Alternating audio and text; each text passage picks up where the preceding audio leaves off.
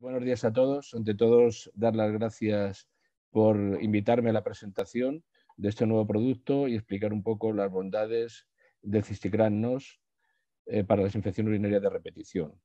En esta presentación voy a participar yo, el doctor Juan Carlos Ruiz de la Roja, del Hospital Santa Cristina, y mi compañero hará la segunda parte de la presentación, que es el doctor Fernando Losa, que trabaja en la Clínica Sagrada Familia en Barcelona. Comenzamos la presentación empezando sobre la prevalencia de las infecciones urinarias en pediatría. Pues fíjense que en el primer año de vida las infecciones urinarias de repetición son relativamente frecuentes y las infecciones prácticamente afectan en los niños al 2,7% de ellos, pero en las niñas se ven prácticamente en el 0,7%. Es un tema muy frecuente y sobre todo mayor en los niños debido a que habitualmente no están circuncidados y precisamente en esa zona del glande es donde suelen haber más bacterias que son patógenas y que en un momento determinado pueden ascender y producir una infección urinaria y luego, por supuesto, una posibilidad de una infección urinaria de repetición. Es cierto que en las niñas son más frecuentes las infecciones, pero es a partir del año. También se ha visto que aproximadamente entre los niños entre 1 y 7 años, los niños, la incidencia a lo largo de esa etapa puede ser de un 2% de ellos que pueden tener infecciones urinarias y en las niñas es prácticamente el 8%. Estamos diciendo que durante esa etapa se pueden producir una infección urinaria de repetición en esa franja de edad prácticamente entre el 15 y el 20% de los niños y niñas que tienen una infección urinaria. También se ha visto que en los niños de raza blanca las infecciones de orina es de 2 a 4 veces mayor que en los niños de piel oscura. La explicación es que se ha visto que los niños de raza blanca tienen más posibilidades de tener un reflujo vesicoureteral y eso puede favorecer las infecciones urinarias y en un momento determinado que las infecciones urinarias sean de repetición. Bueno, aquí lo que vamos a ver es cuáles son los gérmenes causantes. Pues habitualmente son las enterobacterias, las gram negativas, y sobre todo el E. coli. Prácticamente el Escherichia coli es el 80% de las infecciones urinarias de repetición. ¿Por qué son frecuentes que este germen produzcan infecciones urinarias de repetición? Pues sobre todo porque tienen un factor de virulencia que están recogidas en lo que tienen ahí escrito, en las fimbrias tipo 1 y en las fimbrias tipo P. Las fimbrias tipo 1 son como unos pelillos que salen de la bacteria y que lo que hacen es que favorecen la adhesión a las células de la vejiga.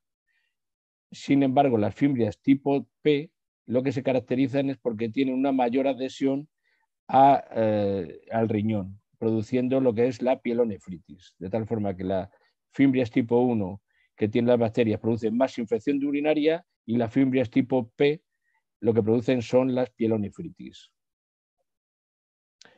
¿Cuáles son las defensas naturales de las vías urinarias? Pues como ven aquí recogidas son varias. Primero, la composición y el pH de la orina. Es muy importante que la orina esté muy diluida. Ese es el motivo por el cual el beber mucho líquido y que la orina vaya diluida previene las infecciones urinarias de repetición. Es importante también que tengan un pH bajo y que la osmolaridad sea muy alta. Y también es importante para ello que haya un elevado contenido de urea y de ácidos orgánicos. Por otro lado, es muy importante también el tema de la inmunidad del aparato urinario. De hecho, se ha visto que cuando hay una infección urinaria en la vejiga, se desencadena una respuesta inmunitaria que aparecen los neutrófilos y aumentan unas inmunoglobulinas que se llaman las IgA, que son las inmunoglobulinas que se encargan de la defensa y de bloquear a la bacteria. Por otro lado, existe una proteína que va también en la orina, que es la proteína de Tan-Fosphate, que se llama también uromodulina, que se produce en el riñón y que está en altas concentraciones en la orina. Esta lo que se caracteriza porque presenta una cadena de manosa que se une a la bacteria y puede bloquearla impidiendo que se una a la célula de la vejiga.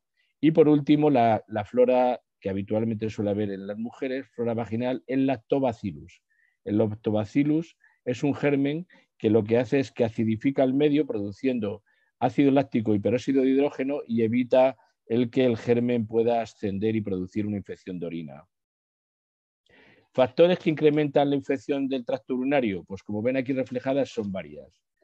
Generales, la genética. Bueno, pues se ha visto que dependiendo del fenotipo y la genética, hay gente que tiene más predisposición a que el germen tenga más adherencia y se pueda pegar más a la célula de la vejiga. Y en el caso de las mujeres también a las células vaginales, con lo cual más predisposición a tener infección urinaria de repetición. Con respecto al tema de la edad, habitualmente los niños que tienen hasta 1 año son mucho más frecuentes las infecciones urinarias y luego empiezan a reducir su frecuencia. Habitualmente, de hecho, son 3 veces más frecuentes incluso en la época de la lactancia, en niños lactantes. Con respecto a la colonización fecal, se ha visto que los gérmenes que habitualmente ascienden y producen una infección urinaria suelen colonizar las heces. Por eso es importante, porque habitualmente cuando uno toma antibióticos y se producen resistencias, también puede haber resistencias con respecto a los gérmenes que hay en las heces y eso puede favorecer que luego puedan colonizar también el periné y luego la vejiga y producir una infección urinaria.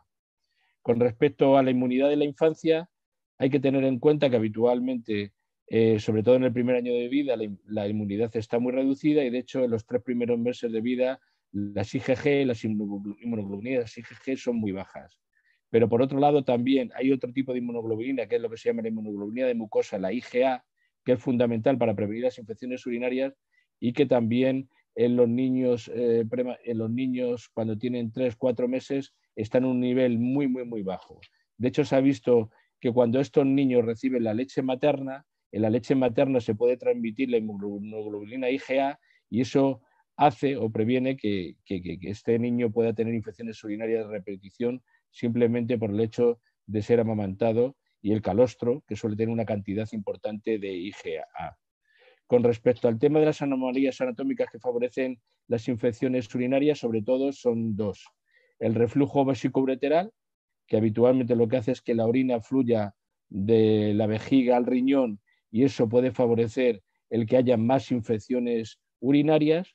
Y por otro, en niños que tienen vejigas neurógenas, sobre todo por mielomeningoceles, que favorece que la vejiga no elimine perfectamente la orina, produce una vejiga en lo que se llama de alta presión y eso puede favorecer también que pueda haber un reflujo. Aparte que también los niños que tienen vejiga neurógena con frecuencia se tienen que autosondar y eso evidentemente favorece las infecciones urinarias de repetición.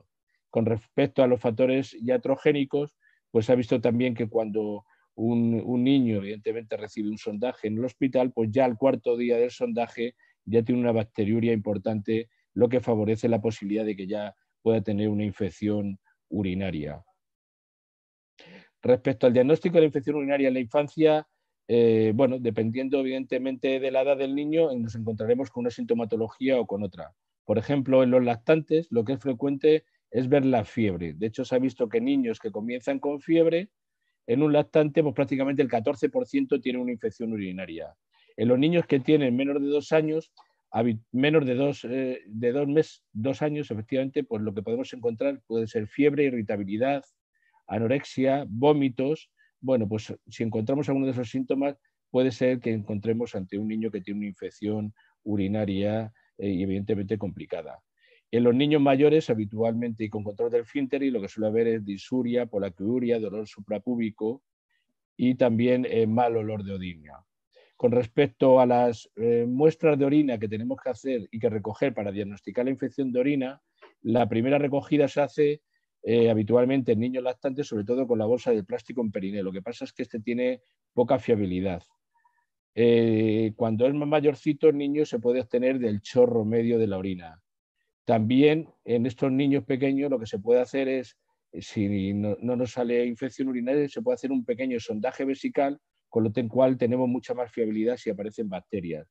Y por último, a veces tenemos que llegar a la punción suprapúbica, porque es la fórmula de obtener la orina lo más estéril posible, de tal forma que si obtenemos alguna bacteria en esa orina significa que aquel niño tiene una infección urinaria. Con respecto al análisis de orina microscópico, habitualmente lo que encontramos es una piuria o más de 5 leucocitos por campo.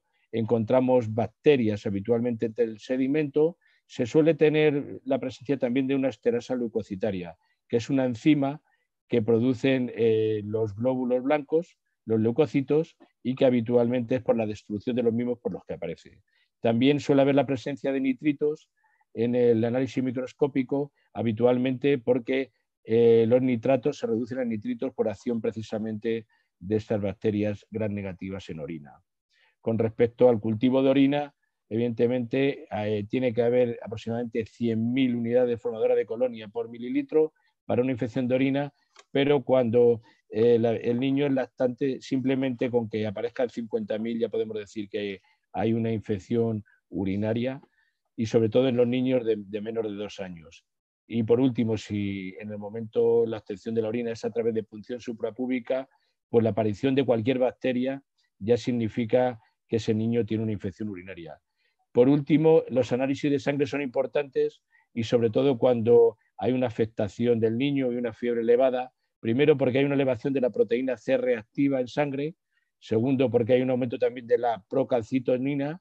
Eso es importante saberlo porque significa que puede haber una inflamación grave en el riñón y hay mucho más riesgo de que haya una afectación renal posteriormente. Y por otro lado, hay una elevación de la interleuquina y interleuquina 6 y la interleuquina 8, que habitualmente en sangre suelen aparecer cuando hay una infección renal, o sea, una pielonefritis.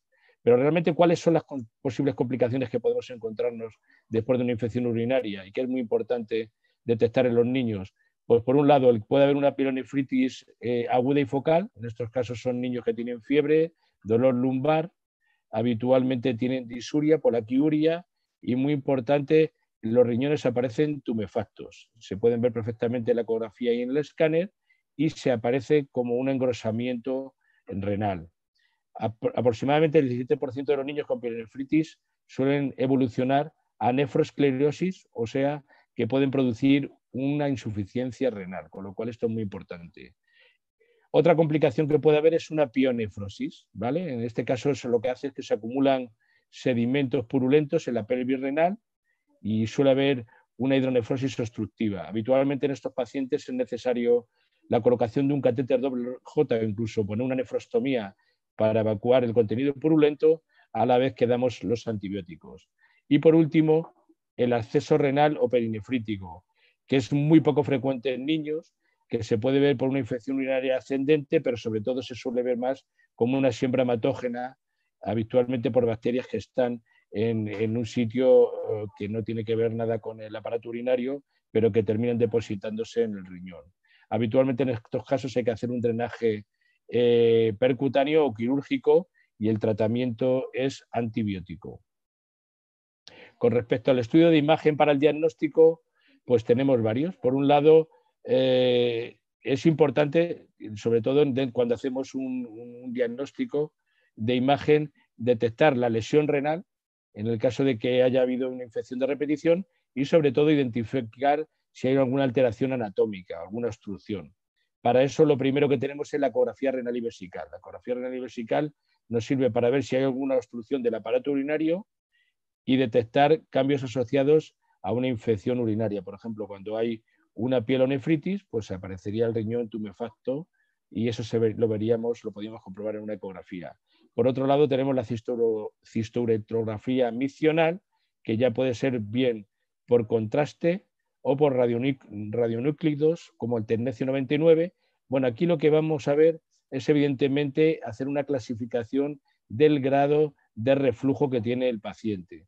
Y eso va a ser muy importante porque cuanto mayor grado de reflujo, más posibilidad de infección urinaria, y evidentemente hay determinados grados de reflujo que actualmente tienen una indicación quirúrgica. Con respecto a otro método de imágenes, el renograma con isótopos, como el DMSA, que lo que hace es que nos identifica situaciones de nefroesclerosis, o sea que puede haber ya tema de insuficiencia renal, determinadas cicatrices a nivel renal que lo que hacen es que alteran la función del mismo. Y también nos puede detectar inflamación ante una situación de infección aguda. Con respecto al escáner, lo que hace es definirnos las anomalías renales y también la magnitud de la enfermedad. Otro tipo de técnicas es la resonancia magnética nuclear, que en este caso lo que hace es que nos identifica la nefroesclerosis, y también la ventaja que tiene es que evita la radiación, con lo cual evalúa la función, la anatomía y la presencia también de reflujo. Por último, hay otro método muy interesante que es el TAC de alta resolución, el SPECT, que es una técnica que se está utilizando últimamente y que nos da mucha fiabilidad a la hora de explorar este tipo de riñones afectados. Con respecto a los tratamientos de las infecciones urinarias en pediatría, pues hay que clasificar evidentemente dependiendo de la edad que tenga el niño. Por ejemplo, en el caso de que sea neonatal, o sea, hasta 3 meses de edad, pues lo mejor es habitualmente poner ampicilina y gentamicina entre 2 y 4 días o una cefalosporina de tercera generación. Habitualmente lo que siempre hay que hacer es dar 2 antibióticos y sobre todo el tratamiento durante 10 a 14 días siempre a través de vía intravenosa. Con respecto a los niños de más de 3 años, habitualmente se utiliza la ceftriaxona parenteral también junto también con un aminoglucósido. Habitualmente esto se utiliza durante un periodo de 3 días y luego se puede dar la cefixima oral durante 10 o 14 días. En el caso de que el niño no tenga fiebre y sea una infección urinaria simple, pues directamente podemos empezar con una cefixima o con el amoxiclavulánico. Con respecto a los antibióticos que utilizamos cuando hay infección urinaria de repetición, evidentemente los antibióticos lo ideal es que sean con un nivel sérico bajo, que se eliminen mucho por orina, un nivel urinario alto, que tengan un efecto mínimo sobre la flora fecal para que no produzca resistencia y que habitualmente sean fácil de administración. Quizá el antibiótico que mejor reúne todas esas condiciones es la nitrofurantoína, ¿no? Pero como vamos a ver, precisamente lo que queremos con esta charla aprender es intentar reducir la utilización de estos antibióticos y utilizar la nosamicina y el arándano rojo como profiláctico. Posibles secuelas de la infección urinaria, pues como ven ahí recogidas, son, por un lado, la pielonefritis crónica, ante una situación de pielonefritis aguda de repetición, produce pielonefritis crónica que lo que va a producir una nefroesclerosis y la aparición de cicatrices a nivel renal con una posible disminución de la función del riñón. La pielonefritis bacteriana en un riñón de un adulto con frecuencia habitualmente suele ser por reflujo. Por otro lado, otra posible complicación es una pielonefritis xantogranulomatosa. Esto es una complicación mucho más seria porque habitualmente el niño suele tener fiebre, dolor lumbar y habitualmente lo que suele haber es una obstrucción crónica que habitualmente por el germen, sobre todo por E. coli, produce pus y un acúmulo de proteínas. En estos casos, habitualmente, si no se solventa con nefrostomía, puede terminar el tema en una nefrectomía radical. Otro tipo de complicación es la hipertensión pielonefrítica y son en niños que tienen sobre todo nefropatía por reflujo, que tienen pielonefritis crónicas y que habitualmente pueden terminar estos niños teniendo una hipertensión arterial. Con lo cual, para que vean lo importante que es el control de las infecciones urinarias de repetición en los niños.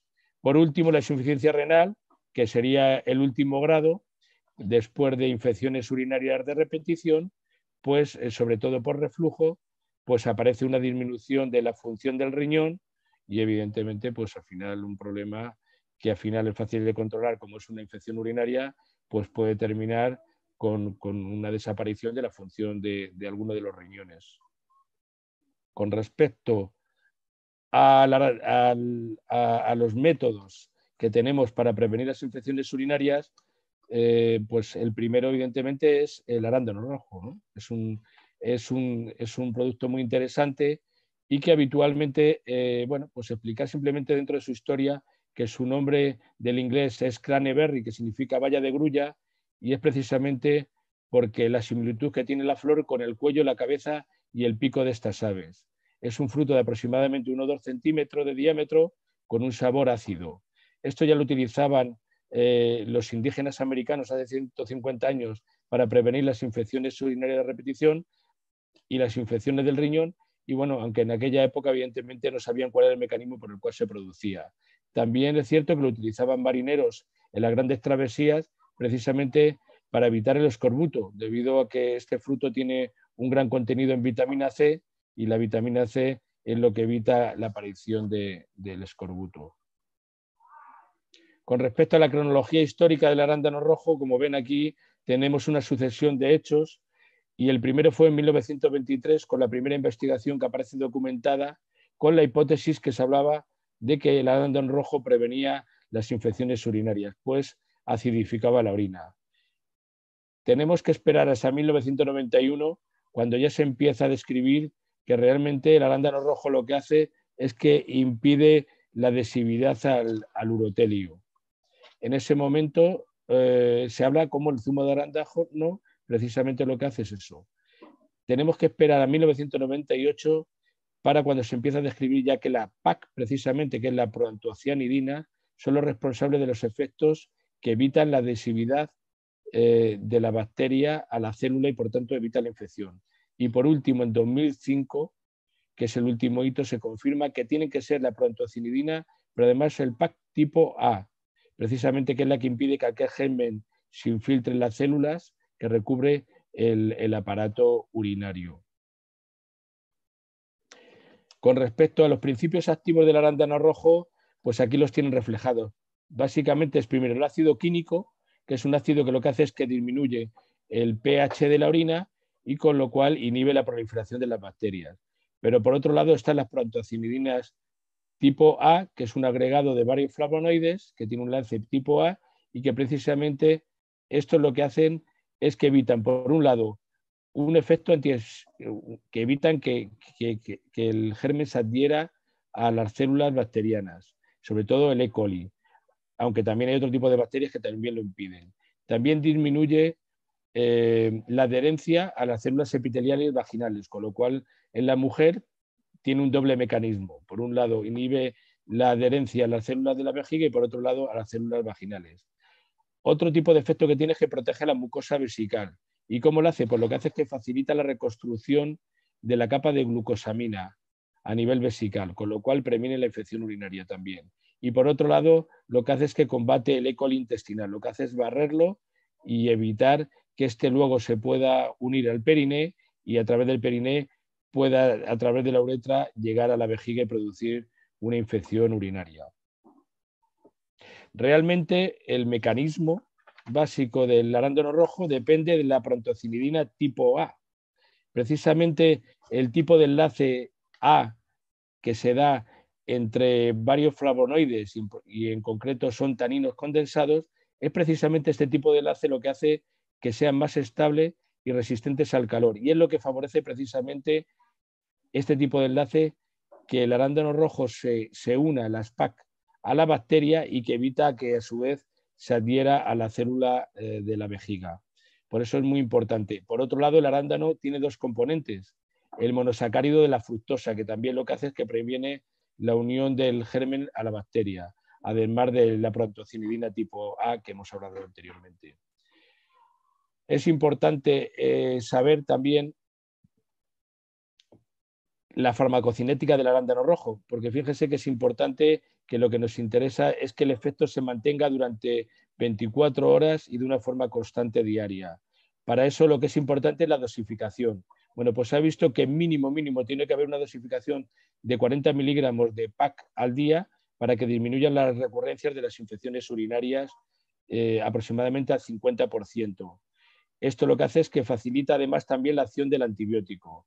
Pero realmente lo que se ha visto es que tienen que ser realmente, para que no inhiba durante 24 horas, el efecto tiene que ser un mínimo de 72 miligramos de PAC. Y esto es fundamental. Y sobre todo sabiendo que el pico suele ser habitualmente a las 6 horas y que tenemos que tener una actividad de 24 para que el niño no tenga infección urinaria. Y sobre todo lo más importante es que la dosis tiene que ser nocturna. ¿Por qué la dosis debe de ser nocturna? Porque por la noche es cuando durante más tiempo la orina está retenida en la vejiga y evidentemente al estar almacenada hay más posibilidad de una infección urinaria. Por eso es importante que la dosis se dé por la noche para que haga su mayor efecto en las primeras horas de la noche. Con respecto a las posibles complicaciones del arándano rojo, pues realmente son muy leves.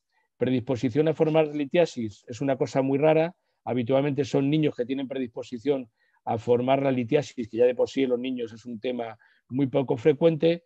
¿Por qué? Porque se ha visto que puede ayudar a la eliminación de oxalato en orina. Pero como he dicho que los niños ya de por sí la formación de cálculos es muy frecuente, pues también en los niños es muy frecuente el que se vea esta posible complicación. Con respecto a otra posible complicación está la interacción con anticoagulantes, sobre todo con la warfarina, y evidentemente aquí lo que sí que ha visto es que se puede aumentar el tiempo de hemorragia. Realmente, como habitualmente los niños es muy raro que tengan que tomar ese tipo de medicamentos, pues también es muy raro que podamos ver este tipo de complicaciones. Y rarísimamente se puede ver una intolerancia gástrica. Lo que sí que es cierto es que los antibióticos, que cuando se utilizan en los niños, sí que tienen muchos más posibles efectos secundarios. Primero, porque tienen muchas más molestias a nivel gastrointestinal, y porque hay más posibilidades de resistencia.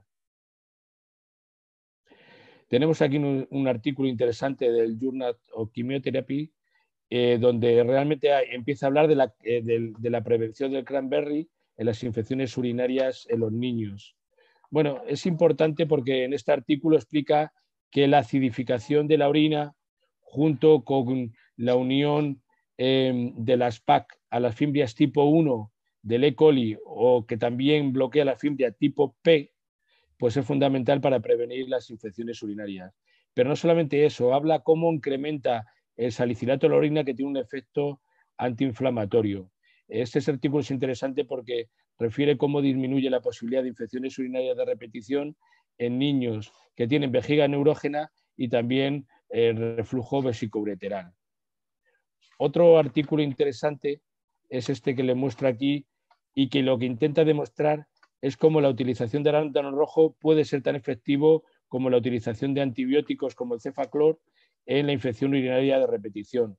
Para eso lo que hace es dar 100 mililitros al día de arándano rojo en un grupo de 12 niños que tenían reflujo, y en otro grupo de control de 19 niños se les da el cefaclor.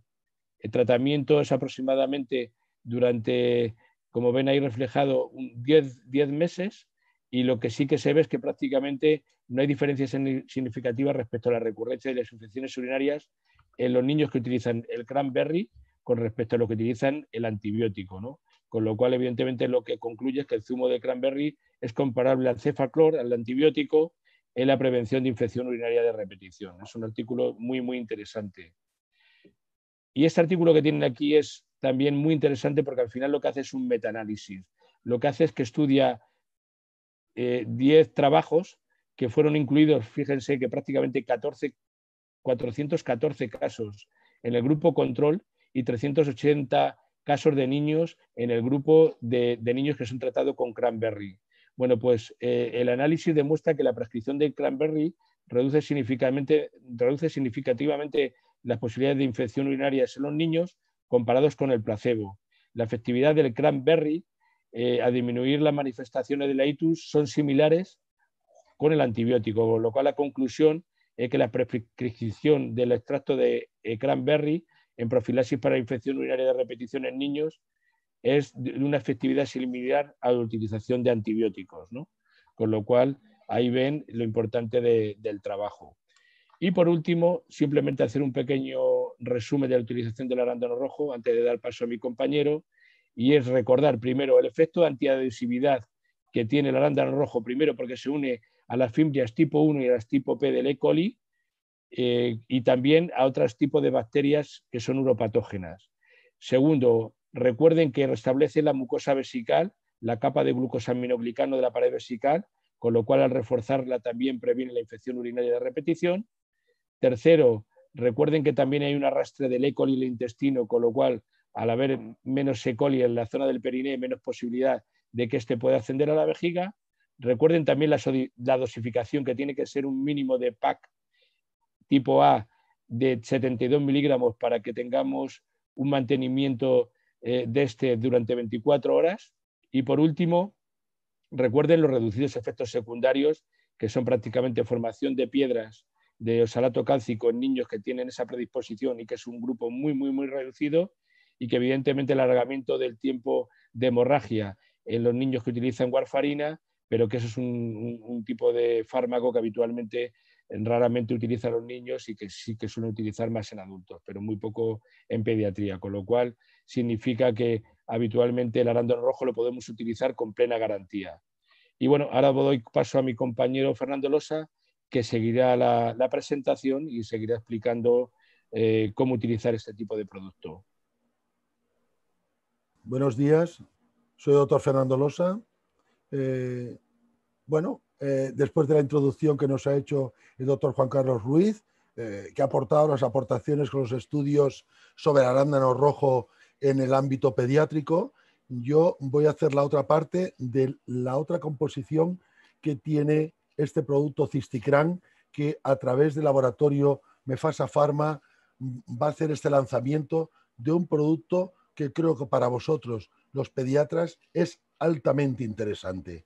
¿Por qué? Porque sabéis muy bien que la resistencia que estamos teniendo cada vez más ante cualquier tipo de germen, especialmente el E. coli, como ha comentado nuestro compañero, que es el 80% productor de las infecciones urinarias en los niños y en los adultos también, vemos que las resistencias en el mundo, esto es en personas adultas, pero también estos en adultos, tanto en hombres como en mujeres, en la parte de Sudamérica y concretamente en la parte central, en Centroamérica, donde cada vez más están apareciendo estas resistencias bacterianas a los antibióticos.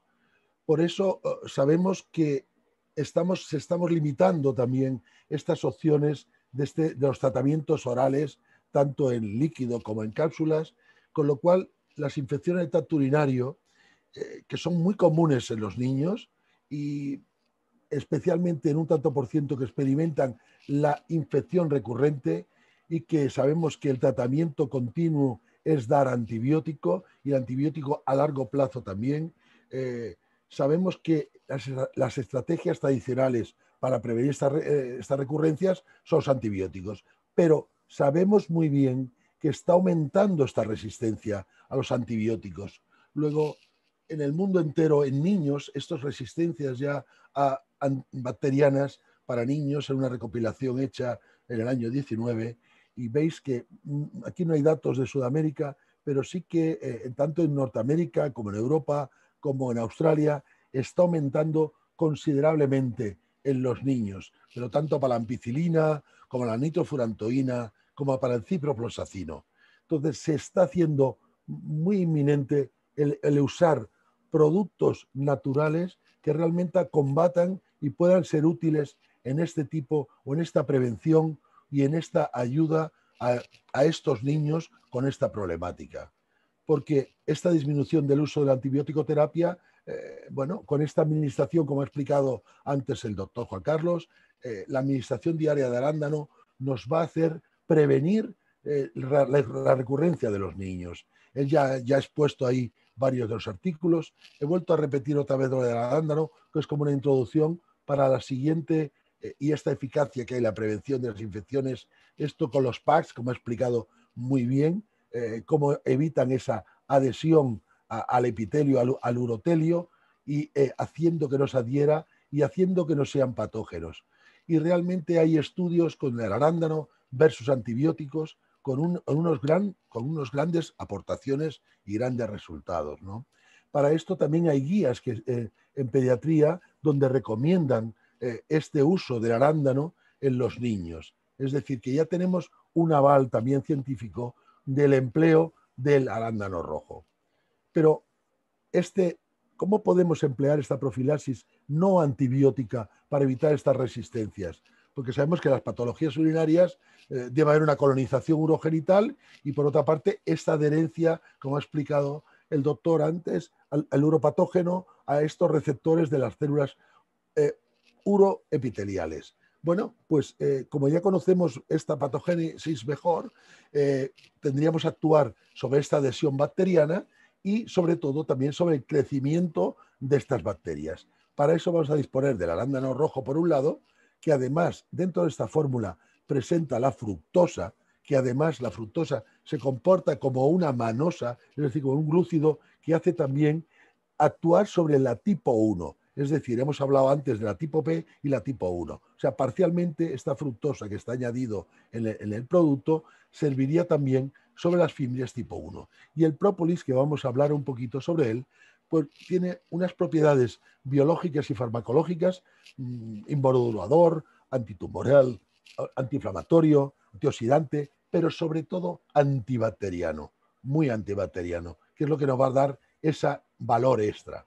Sabemos perfectamente, como hemos dicho antes y he explicado muy bien el doctor Ruiz, cómo las fimbrias tipo 1 o las tipo P son las que se van a adherir a este epitelio.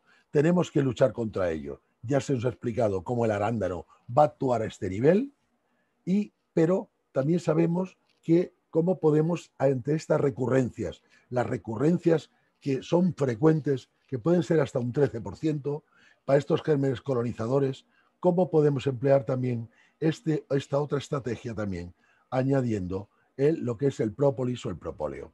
Porque estas medidas preventivas para la infección, sobre todo, emplear tratamientos de origen natural, a base de los flavonoides como el arándano, pero sobre todo lo más importante es instaurar unas medidas higiénico, como sabéis muy bien todos los pediatras que asistéis a este curso, sobre todo dietéticas y sobre todo qué consejos debemos dar a estos padres o también para que a estos niños, ¿no? A los 5 años de edad, un 8% de las niñas, como he explicado antes, y hasta un 1-2% de los niños han tenido al menos una infección urinaria de vías bajas. Entonces, había que sugerir para ayudar a que el niño pues practique estos hábitos saludables en el baño, que vaya más frecuentemente, le va a ayudar a prevenir estas infecciones, que beba más líquidos, usar el baño más a menudo, como os he dicho, porque también los niños que han tenido infecciones urinarias en el pasado, que tenían molestias, tienen temor también a ir más seguido por el temor a este dolor, ¿no? También, sobre todo, pedirles a los niños, pues eso, que cada 2 o 3 horas intenten vaciar. Ya sé que es difícil, juegan, hacen sus cosas, es difícil. Evitar también ciertas bebidas que tengan gas, en fin, que sean irritantes, y algunos de estos ejemplos podrían ser las bebidas de cola o las bebidas que lleven cafeína. Sé que los niños se dan cafeína, pero bueno, chocolates y algunas especies que pueden hacer también ser irritativas como el tracto. Para eso tendríamos que programar, o los padres inculcarles que programen estas horas también del baño en los niños, la limpieza adecuada, ya se ha explicado antes también, enseñar cómo limpiarse siempre de delante hacia atrás, especialmente en las niñas, para que no haya esta colonización del ano hacia la vagina y de la vagina a la uretra. Selección de un tipo de ropa, que sean de algodón, a ser posible. Evitar estos baños de burbujas que pueden causar irritación en la piel. Evitar las duchas, hacer baños periódicos son buenos, pero sobre todo también secar muy bien, ¿no? Mantener la hidratación y sobre todo, vuelvo a repetir aquí, vaciar la vejiga, porque así en cierta manera va a ir limpiando, si hay algún germen transeúnte, ir eliminándolo. Entramos en lo que es el própolis o el propóleo, que todos vosotros sabéis muy bien que la palabra propóleo o própolis tiene origen griego y significa en la entrada de la ciudad. El propóleo es lo que emplean las abejas para tapar, para hacer como una especie de barrera antibacteriana, para proteger a sus celdas, a las celdillas de las abejas, para evitar pues, que entren unos gérmenes y contagien y haga mal sobre sus larvas, en fin. Los egipcios ya se habían beneficiado de los própolis porque incluso los embalsamamientos ya lo empleaban. Se ha utilizado siempre como antiséptico cicatrizante, los incas lo empleaban incluso como antipirético, la farmacopea europea en los siglos XVI, XVII lo incluían como si fuera una droga oficial. Incluso en la Segunda Guerra Mundial se habían empleado incluso en clínicas soviéticas, observada porque se empleaba en las personas que tenían tuberculosis, recuperaban el apetito. En los Balcanes pues se había empleado también para quemaduras, para el dolor de garganta, úlceras de estómago. Lo que sí que sabemos es que hace más de un siglo que ya se ha hecho primeros trabajos de publicaciones sobre el própolis o el propóleo. Ya sabemos que esta sustancia resinosa que las abejas recolectan a partir de varias partes de las plantas, como son los brotes, exudados de la savia, y a partir de esto elaboran este propóleo que tiene más de 300 componentes bioquímicos. Pero básicamente el 50% son resinas, un 30% son ceras, y después tenemos los aceites esenciales, pólenes y sales minerales, azúcares y vitaminas. Lo que es importante es que en este preparado, que llevará la noxamicina, que ahora veremos que es un extracto concreto del propóleo, está libre de sustancias tóxicas que podían ser, en cierta manera, alergógenas, porque algunas como el polen podría ser algún tipo de alergia, pero no contienen ni gluten, también sería muy apto para estos niños con enfermedad celíaca. Bien, como propiedades biológicas tiene muchísimas, pero que sí podemos decir que esta riqueza que tienen polifenoles, sobre todo los bioflavonoides, va a tener unas propiedades antibióticas frente a muchas bacterias, a través de actuando sobre la membrana celular, actuando sobre el ATP, en fin, que va a actuar como no solo antibacteriano, sino como antifúngico e incluso como antiviral, incluso hasta antiparasitaria. Veis que como antibacteriano hay estudios donde actúa sobre la Escherichia coli, sobre Staphylococcus aureus, es decir, que tiene una actividad importante. Entramos ya en el producto patentado, que es la noxamicina, que son estos compuestos, la concentración de estos compuestos bioflavonoides seleccionados, extraídos del própolis mediante un tipo de extracción que está patentado y por eso tiene esta patente noxamicina, que sería también apto para celíacos, para diabéticos también. Bien, estos flavonoides de propóleo libres pues van a actuar, por supuesto, sobre bacterias gram positivas y las gram negativas. Acordémonos del coli, de pseudomonas, de muchas de estas gram negativas. Los extractos tradicionales, bueno, sacan unas moléculas de mayor peso molecular y aquí en este caso, por este medio de extracción, el Dynamic Multi-Extraction, hace que tenga las sustancias activas. Son mucho más potentes que estas macromoléculas. Es decir, que estas pequeñas sustancias activas van a tener una buena cinética molecular, una máxima actividad incluso a dosis bajas, una buena biodisponibilidad y además son en estado puro y no va a tener metales pesados, por supuesto, no va a tener alergenos y va a estar libres de toxinas. Bien, hay estudios del própolis como efecto antimicrobiano de la noxamicina y podría mejorar esta eficacia de los antibióticos. En este caso es noxamicina conjuntamente con otros antibióticos y hace que estos antibióticos tengan mayor poder de efectividad al añadirle. O sea, hace una sinergia con cualquier tipo de antibiótico y frente a otros gérmenes. Esto también es debido a que tiene también un efecto inmunomodulador, porque tiene unas sustancias como el ácido cafeico y flavonoides, como hemos dicho antes, entre ellos la quercetina y la hesperidina, que tienen este componente que va a ayudar a potenciar esta inmunidad innata actuando sobre los TOL-R2 y los TOL-R4. Y sobre todo que antes habíamos hablado también sobre la interleuquina 6, la interleuquina 1, y va a hacer que tenga una activación de esto del complemento. Bien, suprime también la síntesis del ADN, de estas células mononucleares de la sangre periférica y de células T purificadas, con lo cual tiene un efecto inmunomodulador. Además, aumenta también la generación del peróxido de hidrógeno, que también es importante, que sabemos que también es un antiséptico, lo que es el agua oxigenada, ¿no? Vemos que la noxamicina contra el propóleo y frente se ha hecho un estudio y con sulfato de streptomicina. Bien, el propóleo tiene una actividad, como veis, frente al estafilococo, pseudomonas, enterococo y Escherichia coli. Pero la noxamicina, vemos que tanto la dosis de 0,5 como 0,25 está prácticamente igualada con un antibiótico. Luego, en fin, que por sus mecanismos de acción, la noxamicina es mejor que el própolis porque es un extracto, como hemos dicho antes, estas micromoléculas más efectivas.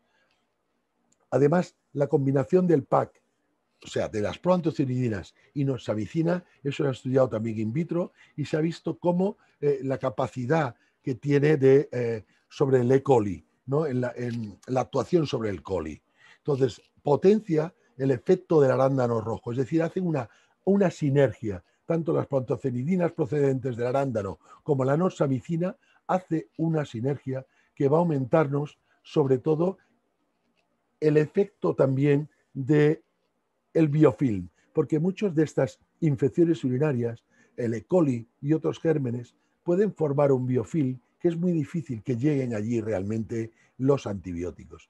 Con lo cual, esta manera de la noxamicina de forma natural, así como las proantocianidinas, hace que esta densidad del biofilm disminuya, con lo cual ya tenemos que va a actuar también sobre esta cronicidad que puede darnos el biofilm. Hay un estudio de la combinación, concretamente con este producto, un estudio a doble ciego, donde se emplearon en dos grupos, arándano versus placebo, y realmente se vio una diferencia muy significativa. El empleo del própolis más el arándano, própolis es la noxamicina, y sobre todo muy importante, se vio que había menor tasa de incidencia de recidivas a lo largo de los meses. Con lo cual, la suplementación de tanto el arándano conjuntamente con el própolis o con la noxamicina reduce significativamente esta incidencia de infecciones del tracto urinario durante los 3 primeros meses y sobre todo hace que retrase un episodio nuevo de recurrencia en un futuro. Con lo cual ya tenemos también una cierta prevención. Tenemos este producto Cisticran que combina la acción de sus dos principios, que es la proantocianidina, los procedentes del arándano rojo, más los 72 miligramos, que sabemos que una dosis más baja hace menos efecto, y la noxamicina, los 100 miligramos, sobre este tracto urinario. ¿Cómo lo podemos emplear? Pues el tratamiento de las infecciones del tracto urinario por sus efectos antiadherente, inmunomodulador y antimicrobiano de la noxamicina. Entonces, cada 10 mililitros de jarabe pues contienen pues lo que hemos dicho, estos 72 miligramos de proantocianidina, la noxamicina 100 miligramos y estos excipientes que hemos dicho antes, la fructosa, que se comportaría también actuando sobre esta fibria tipo 1. ¿Cuáles serían estas indicaciones del Cisticran NOX? Pues en principio la profilaxis en estas infecciones del tracto urinario bajo de los niños. Y coadyuvante también en el tratamiento de infecciones del tracto urinario. O sea, si estamos empleando antibióticos, el refuerzo dando esto le vamos a potenciar. Con lo cual, y sobre todo en estas infecciones de los niños recurrentes, ahí tenemos una herramienta muy útil para nuestra consulta diaria. ¿Cómo vamos a hacer esta posología en estos niños? Pues en principio entre 3 y 12 años, porque menos de 3 años no hay estudios con los niños. Yo creo que se podría dar sin problema, porque yo este producto yo le he dado a embarazadas y no ha habido, creo que no tenía ningún problema, como potenciador también y como prevención de infecciones de repetición. Pero por ficha técnica, entre 3 y 12 años debemos emplear 10 mililitros al día y los mayores de 12 años, bueno, emplearlo y mayores de 12 años, 20 mililitros, una mayor cantidad, durante entre 7 a 14 días.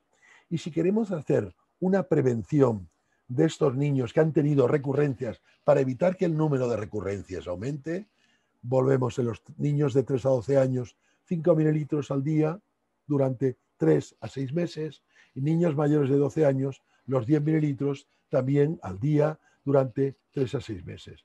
Se puede tomar conjuntamente con antibióticos siguiendo la pauta médica que empleéis habitualmente. Se puede emplear, pero que sepáis que se va a potenciar, ¿vale? ¿Cuál sería la recomendación?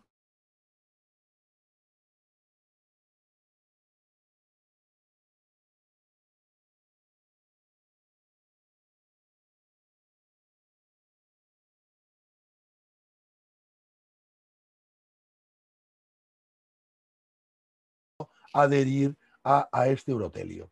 Como contraindicaciones, pues que tengan realmente una hipersensibilidad a estos principios activos o alguno de los excipientes incluido en la sección. Creo que es muy difícil que tenga una contraindicación por esta hipersensibilidad. Se puede dar en un caso excepcional. Lo que no se han descrito son reacciones adversas significativas. O sea, muestra una excelente tolerancia. Como conclusiones de las dos conferencias que hemos dado, sería que las medidas adicionales para prevenir o tratar las infecciones de tracto urinario, podemos incluir perfectamente el arándano rojo, porque tiene una larga tradición popular de su uso y estudios científicos que la avalan, tanto metaanálisis en adultos como en niños. Sabemos que los estudios han demostrado que es eficaz en pacientes con infección urinaria causada por bacterias resistentes incluso a antibióticos. Hemos presentado también aquí algún tipo de trabajo específicamente para niños. Es un producto natural, no provoca una resistencia como produce los antibióticos, porque todos los antibióticos, como hemos visto al principio, están ofreciendo cada vez mayor número de resistencia. Puede ser usado como preventivo y además como coadyuvante en el tratamiento.